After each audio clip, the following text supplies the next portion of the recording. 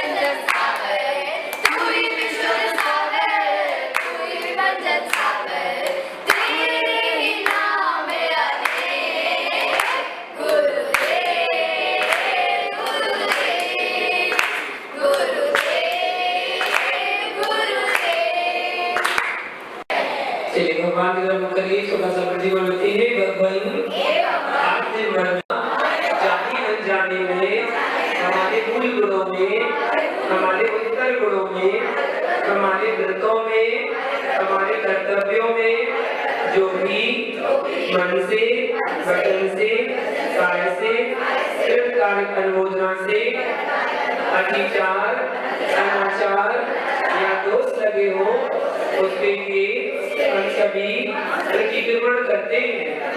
हमारे द्वारा आज दिन भर में जो भी एक इंद्री, दो इंद्री, तीन इंद्री, चार इंद्री, पंच इंद्री, जीवों की मन वचन काय से, कार्य अनुमोदना से प्रार्थना हो गई हो तो उसके लिए हम सभी क्षमा मांगते हैं।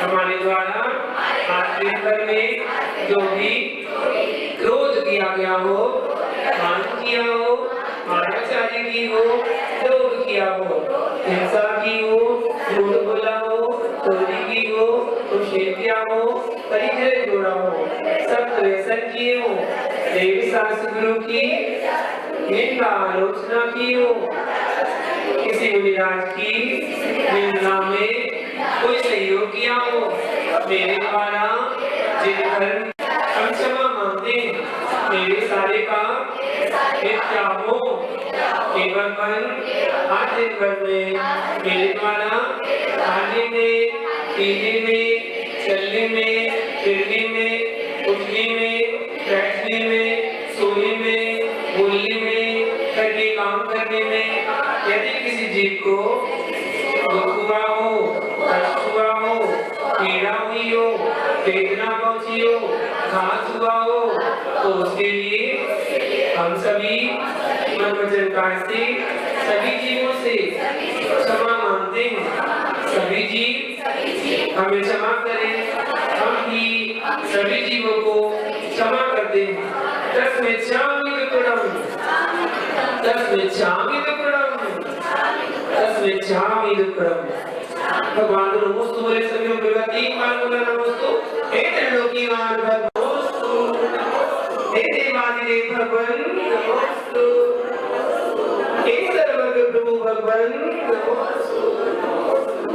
दाई दीप में विराजमान 3 कपनों को मुनिराजों को माला बारंबार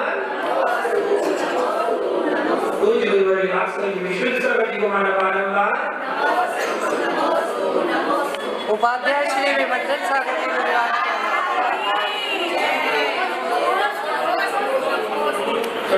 श्री विश्व के सागर जी मुनिराज को आपस में सभी वर्षे मुस्कुराते भगवान की जय करा लेकर 3 बार बोलना जय जय जय। आदिनाथ भगवान की, प्रभु भगवान की, वासुदेव भगवान की, शांतिनाथ भगवान की, देवीनाथ भगवान की, आदिनाथ भगवान की, शिवनाथ भगवान की, महावीर भगवान की, सुवरिया सागर जी मुनिराज की, विशुद्ध सागर जी मुनिराज की, अहिंसा विश्व धर्म की, निरंजन सागर जी मुनिराज की, सहस्त्र मुनि संघ की के माध्यम से ब्रह्मांड के बारे में जानेंगे। ब्रह्मांड संबंधी कुछ जिज्ञासाएं, उनके समाधान से जाने। आज की पहली जिज्ञासा है, महावीर स्वामी का अवसर हुआ था। शास्त्रों में 3 तीर्थंकरों का अवसर का वर्णन आता है, सुपार्श्वनाथ, पार्श्वनाथ और महावीर। पार्श्वनाथ और महावीर का तो दृष्टांत मिलता है किसने किया था, सुपार्श्वनाथ को तो दृष्टांत नहीं मिलता, लेकिन हाँ ये लिखा है कि सुपार्श्वनाथ का अवसर हुआ था। तो भगवान की वाणी ये शास्त्र में लिखी हुई है, अवसर हुआ था, हम उसको स्वीकार करते हुआ, लेकिन क्या हुआ था ऐसा कोई उल्लेख नहीं मिलता। हो सकता है उनसे भी कोई सर्प संबंधी अवसर हो, क्योंकि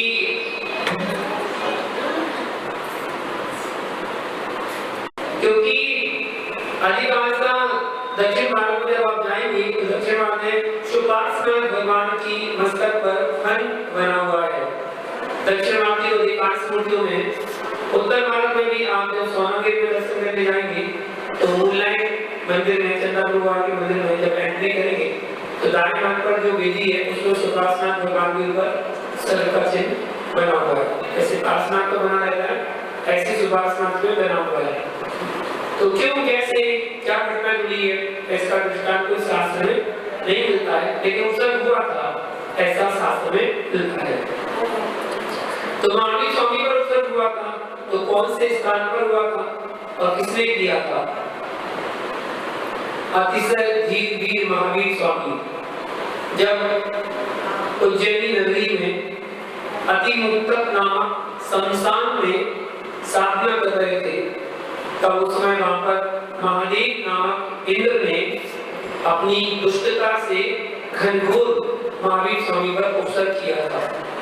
शमशान की बात है, तो इसका दृष्टांत महावीर पुराण आदि में, भगवान पुराण आदि में मिलता है।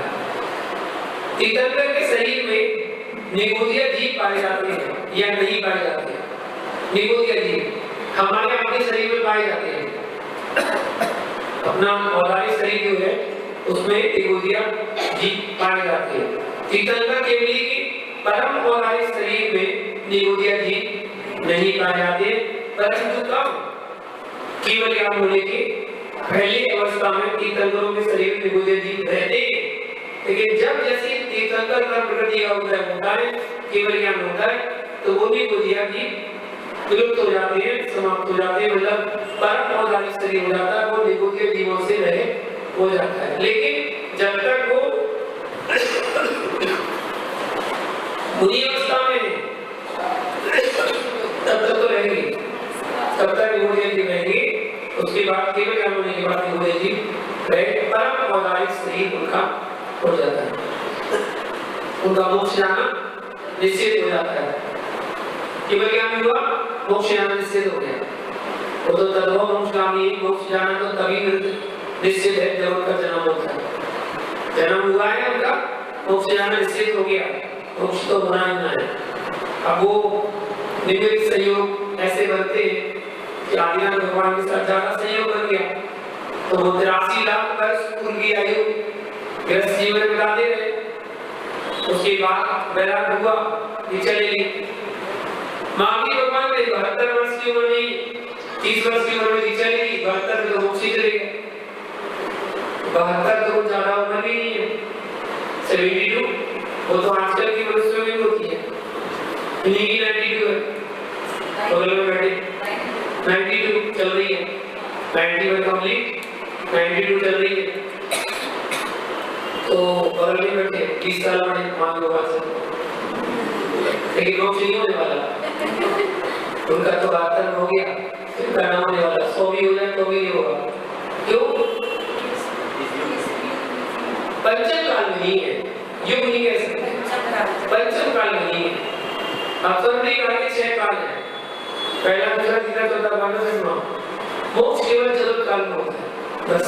ना पहले में, ना दूसरे में, ना तीसरे में, ना पांचवें में, ना छठवें में, चतुर्थ काल में मोक्ष होता है। लेकिन इस बार उनका अवसर बड़ी काल था, तो इस काल का दोष ऐसा होता है कि जो घटनाएं नहीं घटने वाली होती हैं, वो घटनाएं भी घट जाती हैं, जो कभी नहीं घटती ऐसी घटनाएं घट जाती हैं।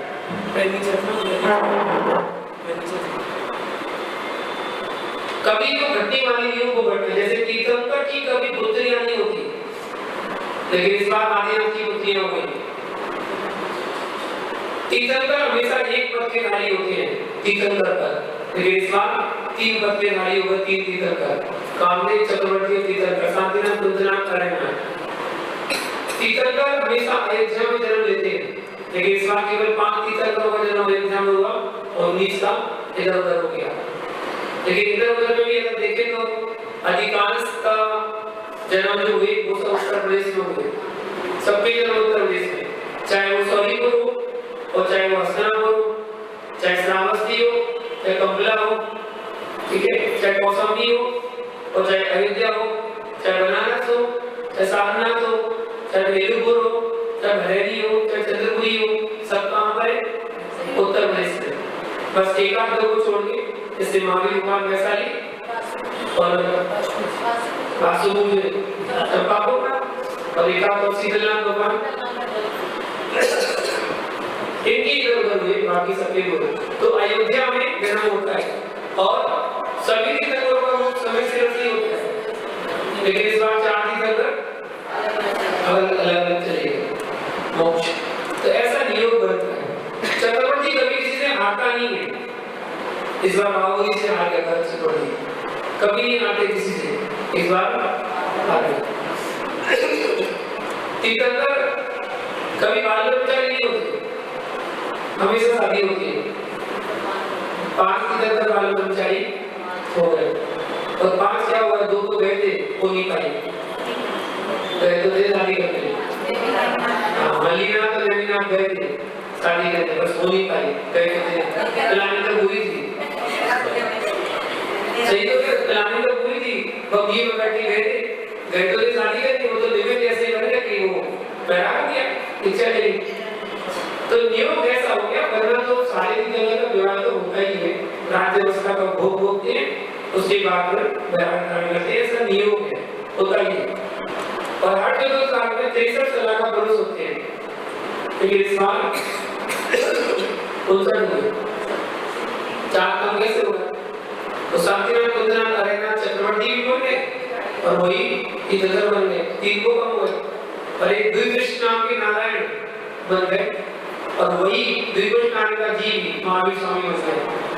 तो ऐसे तीर्थंकर 63 साल का वर्ष में कम हो गए, गिनती में कम माने गए।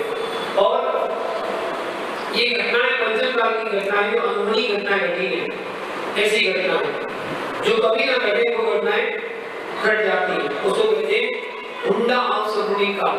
तो वो ये काल जिस काल में अपन हैं, अब अपना सौभाग्य समझो या अपना दुर्भाग्य समझो। असंख्यात अवसर्पणी बीत जाने के बाद एक बार हुंडा अवसर्पणी काल आता है। अवसर्पणी बीत जाने के बाद अब आप अपना सौभाग्य समझो या दुर्भाग्य कि अपन ने इसी में जन्म लिया, क्या पता क्या दुर्भाग्य। तो ऐसी घटनाएं घटती हैं। तो भगवान का कभी उत्तर नहीं होते, ऐसा नहीं हो गया, कभी उत्तर नहीं होते। काल का दोष है, 3 तीर्थंकरों पर उत्तर हो गए, होते नहीं कभी, किसी को नहीं छोड़ेगा। तीर्थंकरों के सगे भाई बहन होते या नहीं? सगे भाई बहन सौतेले तो होते हैं, सौतेले मतलब दूसरी की पत्नी होते हैं, लेकिन सगे भाई बहन होते हैं कि नहीं? तीर्थंकर अपनी माता पिता की इकलौती संतान होती है, उनके सगे भाई बहन नहीं होते। चचेरे मौसेरे वो तो होते हैं, लेकिन सगे नहीं होते,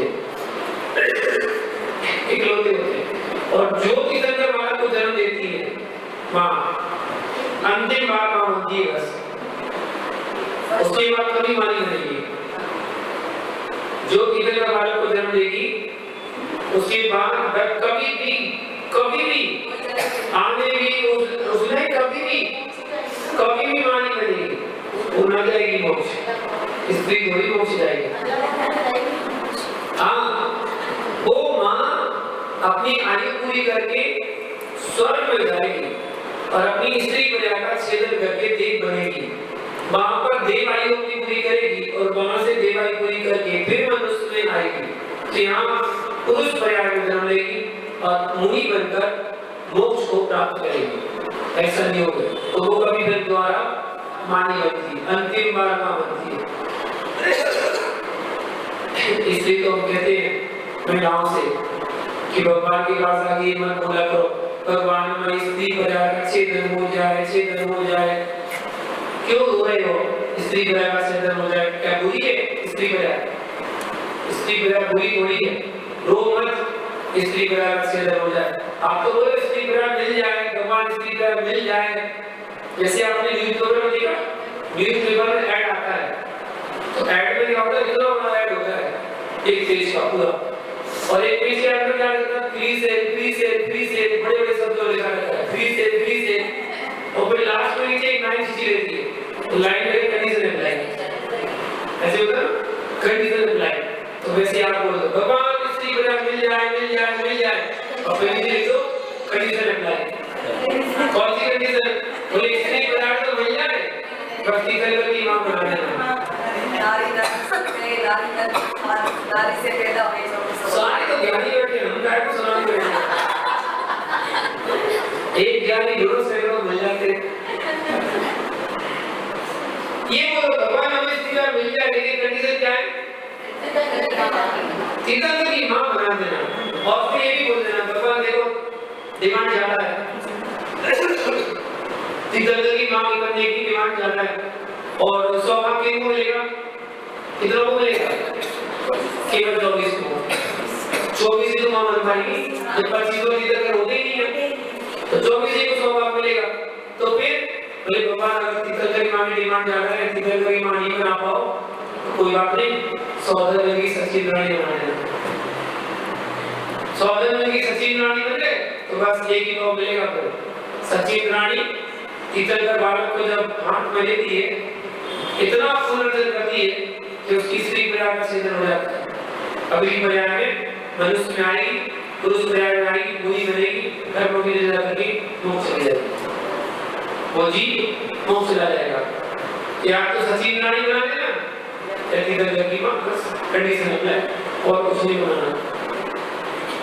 मुनिश्री अभी आपने बताया कि तीर्थंकरों के भाई नहीं होते, पर लेकिन मैंने सुना है, अज्ञानता में पूछ रहा हूँ कि गौतम स्वामी और भरत भगवान को भाई भाई बना।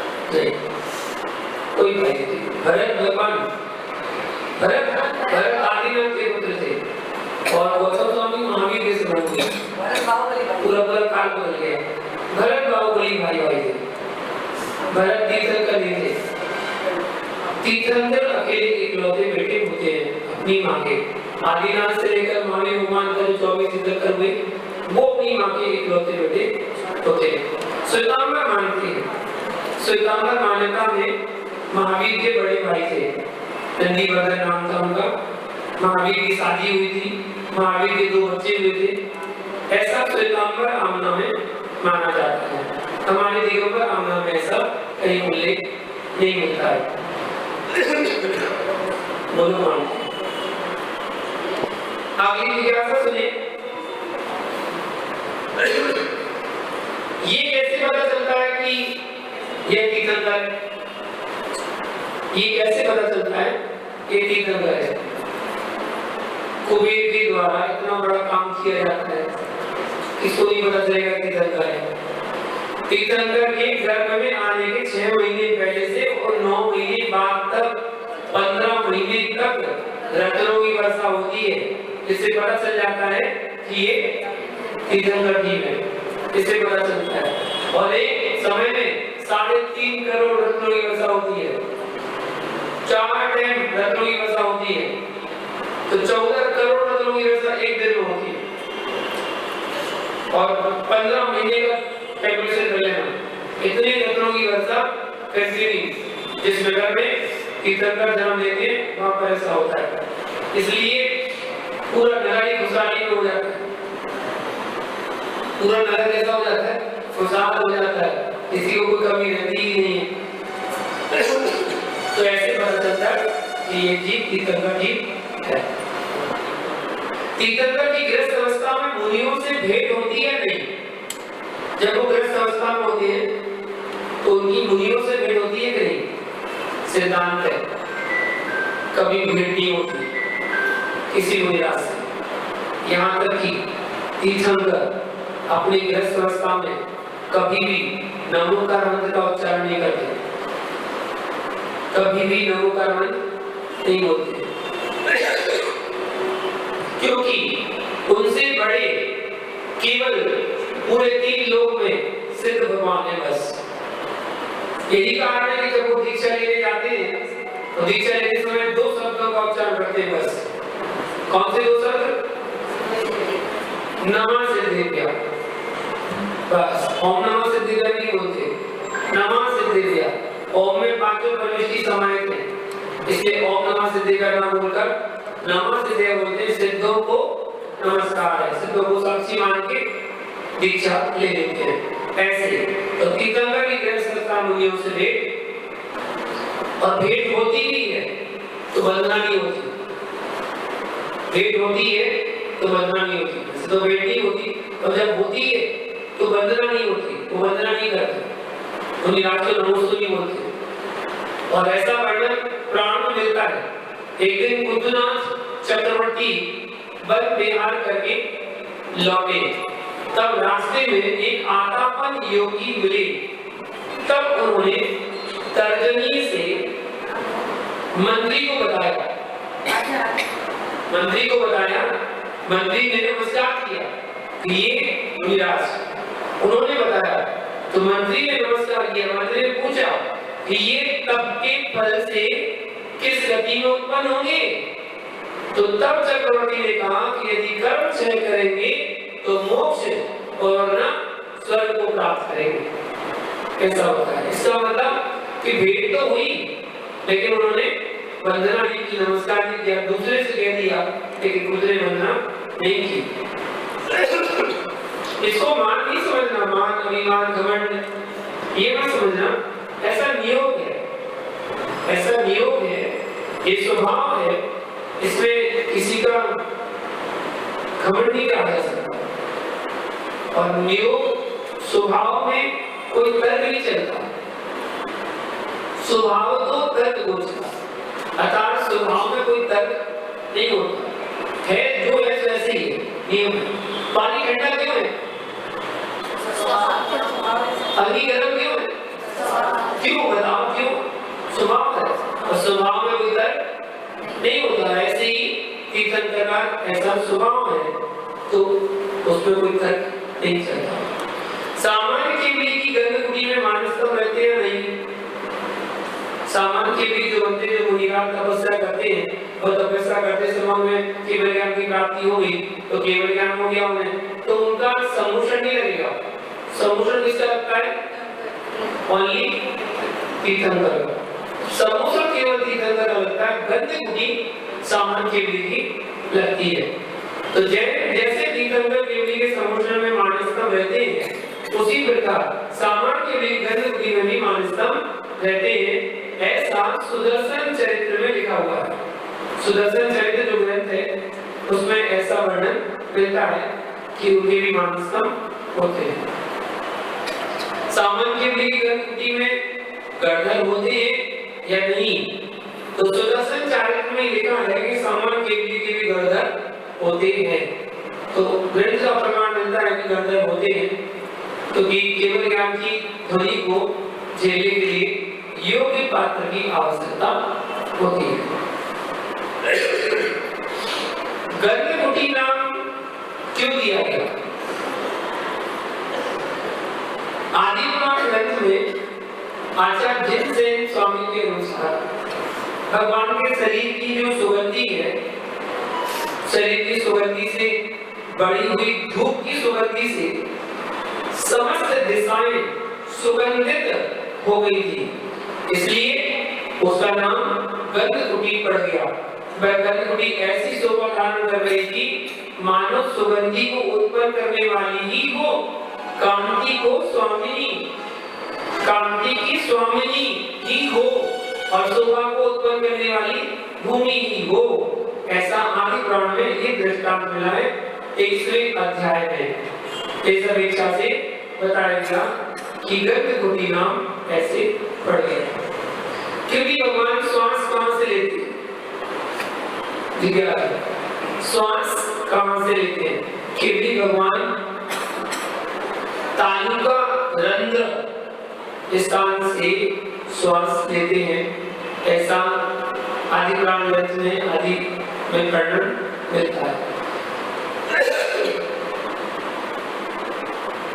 कई वृक्षों से जो भोजन सामग्री मिलती है वह अचेतन होती है। यदि ऐसा है तो क्या वह वनस्पति की श्रेणी में नहीं गिनी जाएगी? कई वृक्ष से जो भोजन आदि मिलता है, तो कई वृक्षों में जो भोजन सामग्री मिलती है वह अचेतन होती है, वह वनस्पति की श्रेणी में नहीं गिनी जाती है। कल वनस्पति जीव नहीं होती है, उसको वनस्पति में नहीं गिना जाता। कलर से कपड़े मिले और कपड़े मिले तो वो सिले हुए मिले। कलर से कपड़े मिलते वो घूमेगी जीवो तो कपड़े सिले हुए और गहने गड़े हुए मतलब बने बनाए मिलते हैं या बिना सिले मिलते हैं, बिना बने मिलते हैं। कलर से ऐसा प्रतीत होता है कि भोगभूमियां जीव सिले हुए वस्त्र नहीं पहनते। ये चिंतन है केवल धोती दुपट्टा पहनते होंगे, धोती दुपट्टा में रहते होंगे, इसलिए सिले हुए कपड़ों का प्रसंग नहीं आता। भूषणांग जाति के जो कलवृक्ष है तो कंकण, कटिसूत्र, हार, केयूर, मंजीर, कटक, कुंडल, क्रीट और मुकुट इत्यादि जो आभूषण है उन आभूषणों को प्रदान करते हैं, ऐसा तो वर्णन मिलता है। वस्त्रों के लिए ऐसा माना जाता है कि उनको हो सकता है धोती दुपट्टा जो आप पहनते हैं वैसे वस्त्र वहां पर मिलते होंगे, जैसे पैंट शर्ट कुर्ता पजामा जीन्स टी शर्ट ये नहीं मिलते होंगे। सुमेरु पर्वत से कल्पवासी देवों का विमान कितनी ऊंचाई पर है? जो पहला स्वर्ग शुरू होता है वहां उनके विमान कहां से शुरू होते हैं? तो सुदर्शन मेरु की चूलिका की और प्रथम स्वर्ग की द्विजु विमान के बीच मात्र एक बाल का अंतर होता है, बस एक बाल के अंतराल का अंतर है। उसके बाद स्वर्ग शुरू हो जाते हैं, पहला स्वर्ग शुरू हो जाता है। पांडुशिला का आकार चौकोर है या अर्धचंद्राकार है। तो तिल्लोक परिणति ग्रंथ में और तिल्लोक शाल में और जम्बूदी परिणति आदि ग्रंथों में पांडुशिला का जो आकार है वो अर्धचंद्राकार बतलाया है। अतः पांडुशिला को अर्धचंद्राकार बनाना चाहिए, चौकोर नहीं बनाना चाहिए। स्त्री पर्याय से जो जीव विदेश क्षेत्र जाते हैं सो भी वहां स्त्री ही होते हैं या पुरुष भी हो सकते हैं जो विदेश क्षेत्र जाते हैं। स्त्री पर्याय से जो जीव विदेश क्षेत्र में जाते हैं वे वहां पर स्त्री ही हो ऐसा कोई नियम नहीं है, पुरुष भी हो सकते हैं। मतलब यहाँ से विदेश क्षेत्र जाया जा सकता है, लेकिन वो कौन जाएगा? विशेष पुण्यात्मा जी, हर कोई नहीं जाएगा। अपने बारे में सोचना कि हम जा सकते हैं। पंचम काल में 21,000 वर्ष का पंचम काल है। वर्तमान का जो काल चल रहा है 21,000 वर्ष का काल चल रहा है, जिसमें 2,500 साल बीत चुके हैं, 18.5 अभी भी बाकी है। तो इन 21,000 वर्षों में 123 भद्र परिणामी भव्य मिथ्या दृष्टि जीव यहाँ की आयु पूर्ण करके विदेश क्षेत्र में जन्म लेंगे, ऐसा शास्त्र में बताया गया है। और 9 वर्ष की आयु में जिन दीक्षा को धारण करके केवल ज्ञान उत्पन्न करके 9 वर्ष कम 1 करोड़ पूर्व काल पर्यंत तक विहार करेंगे विदेश क्षेत्र में और फिर वहां से मुक्त हो जाएंगे, मोक्ष को प्राप्त करेंगे, ऐसा वर्णन आता है। 123 जो जीव है वो कैसे कैसे कितने भाग में जन्म लेंगे? तो पंचम काल 21,000 वर्ष का है। 21,000 वर्ष के 7 भाग किए गए, 3,000 वर्ष, 3,000 का एक भाग किया गया। तो पहला भाग एक भाग में, पहले भाग में 3,000 वर्ष का हुआ। प्रथम 3,000 वर्ष में 64 जीव विदेश क्षेत्र में जाएंगे, 64। दूसरे 3,000 साल में 32 जीव जाएंगे, तीसरे में 12, चौथे में 8, पांचवें में 4, छठवें में 2 और 7वें भाग में केवल 1 जीव अपनी आयु पूर्ण करके पूर्व विदेह में उत्पन्न होकर केवली होंगे और मोक्ष को प्राप्त होंगे, ऐसा वर्णन आता है। अब अभी पहले भाग में चल रहे हैं। 3000 साल वाला पहला भाग जो है उस पहले भाग में चल रहे हैं। इसमें 64 जीवों को विदेह क्षेत्र जाना है और विदेह क्षेत्र जाके मोक्ष प्राप्त करना है। हो सकता है 64 चले गए हो सकता है एक आध दो बाकी हो, अपना नाम अलग है। मोक्ष जाने वाले हो, मोक्ष जाने वाले जीव है, यहाँ से जाएंगे विदेह क्षेत्र में जन्म लेंगे और वहां से केवल ज्ञान प्राप्त करके मोक्ष को प्राप्त करेंगे। लेकिन वो कितने 123 ही है बस। ये पता नहीं चलता कि कौन भव है, कौन अभव है, कौन समय दृष्टि है, कौन मित्र दृष्टि है, कौन वहां जाएगा, कोई नहीं बता सकता। आप केवल कल्पना कर सकते हैं, आप केवल अंदाजा लगा सकते हैं वाले क्या परमात्मा है, प्रतिदिन भगवान का अभिषेक करता है, पूजा पाठ करता है, निश्चित ही तो अच्छी स्वर्ग हो जाएगा, दिव्य गति प्राप्त करेगा। कल्पना कर सकते हैं, उसके अंदर की बात आप नहीं बता सकते। आपको क्या पता कौन सी गति का बनवाना, हो सकता है खोटी गति का बनवाना। लोग बोलते जरूर है कि उसकी आयु पूरी हो गई, वो स्वर्गवासी हो गया। ये बोलते ना, आज तक मेरे ख्याल से तो आज तक किसी ने ही नहीं कहा होगा स्वर्गवासी हो गया। मेरे ख्याल से तो किसी ने नहीं कहा होगा, चाहे भले कितना पापी ही हो, कितना भी पापी हो, कितनी पाप करता हो, वो यही नहीं कह सकता कि वो नरकवासी हो गया। बिल्कुल नहीं कह सकता, सब स्वर्गवासी हो गया। झूठ बोलते स्वर्गवासी हो गया, पाप करता है और फिर भी कहते हैं स्वर्गवासी हो गया। और शोक पत्र छपाते ना, उसमें भी लिखते हैं, उसमें भी लिखते हैं बड़े-बड़े शब्दों में शोक पत्र। और फिर उसमें क्या लिखते हैं, मैं तो पढ़ के जब मैं देखे थे एक बार, सो मैंने उसमें चिंतन भी किया था कि इसमें लिखा क्या है। शोक पत्र पढ़ा, उसमें लिखा था कि बड़े दुख के साथ सूचित किया जाता है, बड़े दुख के साथ सूचित किया जाता है कि फलाने फलाने का स्वर्गवास हो गया है। मतलब सामने वाला स्वर्ग में चला गया, इसे दुख हो रहा है। ये लिखा होता है, बड़े दुख के साथ सूचित किया जाता है कि इनका स्वर्गवास हो गया। मतलब वो स्वर्ग में चला गया, स्वर्ग में वास कर रहा है, तो तुझे दुख हो रहा है। कमाल, नरक में गया तो खुश होता क्या? अच्छा, दूसरा उसमें क्या कहते हैं, हमारे अशुभ कर्म की वजह से फलाने फलाने का स्वर्गवास हो गया। तुम्हारे अशुभ कर्म की वजह हुआ तो उसका स्वर्गवास हो गया, और तुम्हारे शुभ कर्म की वजह होगा तो कहाँ जाता हो? नरक में जाता। पहले लिखा तो यही रहता ना, हमने तो यही पढ़ा है, कुछ गलत पढ़ा हो तो बताओ, यही है ना। हमारे अशुभ कर्म की वजह से उसका स्वर्गवास हो गया। मतलब अशुभ कर्म की वजह से स्वर्ग मिलते ही भैया, तो शुभ कर्म की वजह से तो नरक मिलेगी।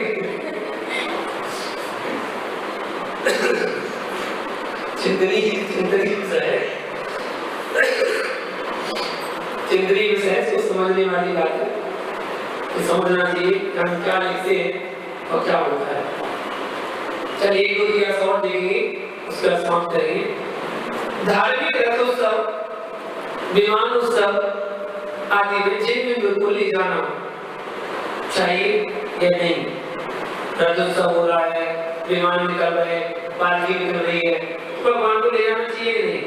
देखिए, धार्मिक रथोत्सव आदि में जिन बिंब को ले ही जाना चाहिए, जरूर लेके जाना चाहिए, लेकिन शुद्धि का ध्यान रखते हुए ले जाना। धर्म की प्रभावना के लिए बिंब ले जाया जाता है, ऐसा रत्नगंडाचार में बताया गया है कि वज्र कुमार मुनि ने रथ को निकालकर धर्म की प्रभावना की थी, इसलिए प्रभावना अंग में वो प्रसिद्ध हुए थे। जब शास्त्र में उल्लेख आता है कि जब मुनि ने रथ निकलवाया था, तो वर्तमान में भी रथ यात्रा आदि विमान सब वो तो कोई बड़ी बात नहीं है। धार्मिक आयोजनों में रथ हेतु हाथी, बैल, इनको उत्पीड़न कार्य लेने में क्या धर्म होता है? जबकि हाथी को पकड़ने सिखाने में भूखा प्यासा रखकर कई प्रकार से यातनाएं दी जाती है। क्या इसके आयोजन अपूर्ण या कम पुण्य को देने वाला होता है, या इसके भी युवा जनरेशन बच्चों की जिज्ञासाएं? तो आगम के अनुसार प्रेमियों को पीड़ा देना हिंसा का कारण तो माना गया है, ये तो माना गया है। हाथी और वृषभ, वृषभ मतलब बैल, इनको मंगल का सूचक कहा गया है। ये मंगल होते हैं।